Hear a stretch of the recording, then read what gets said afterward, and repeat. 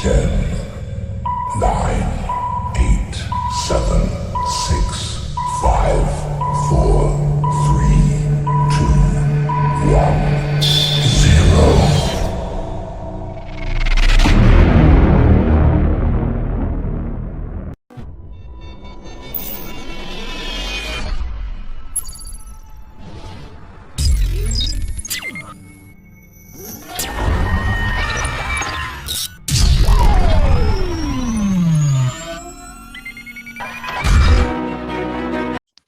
Assalamualaikum warahmatullahi wabarakatuh. Perkenalkan kami dari kelompok 3 berikut anggota ini, yaitu yang pertama ada Safira Arifin dengan NPM 108, yang kedua ada Nandayu dengan NPM 242, yang ketiga ada Raisa dengan NPM 244, yang keempat ada Adisti dengan NPM 246, yang kelima ada Mas Latul Kaunaini dengan NPM 261, yang ke-6 ada Ahmad Adrian Maulana dengan NPM 267, yang ke-7 ada Ferdi Aulia Nirwana dengan NPM 268, yang ke-8 ada dari Farhan Andrian dengan NPM 177, dan yang terakhir ada Erwin Ergianto dengan NPM 288.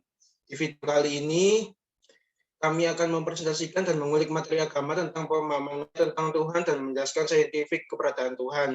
Nah, berbicara tentang Tuhan tentu merupakan suatu hal yang penting. Kita bisa hidup bernafas itu karena berkat Tuhan, dan menciptakan alam semesta adalah Tuhan.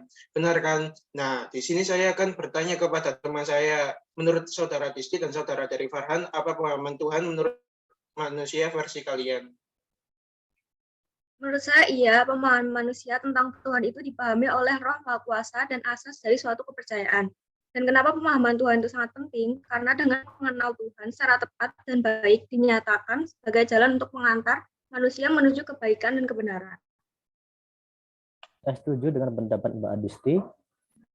Dan menurut agama Islam, Tuhan itu disebut sebagai Allah dan diyakini sebagai yang menciptakan alam semesta dan segala isinya.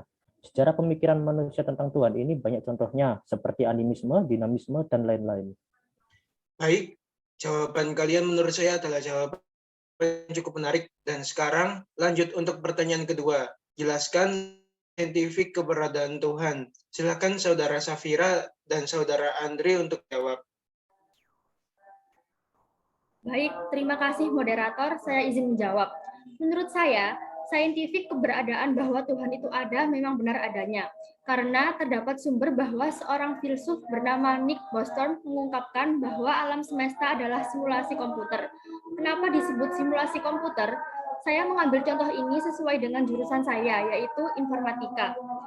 Untuk lebih jelasnya, mengapa disebut simulasi komputer akan dijelaskan oleh saudara Andre. Silahkan. Baik, terima kasih untuk saudara Safira. Baik, saya akan melanjutkan dan alasannya adalah karena kita dikendalikan layaknya seperti komputer. Alam semesta ini sebenarnya bisa mengalami kehancuran dan banyak ilmuwan mendeteksi seperti itu. Dan ditemukan oleh ilmuwan Jerman bahwa terdapat sinar kosmik yang fragmen atomnya berasal dari tata surya kita. Dan itu sangat berbahaya.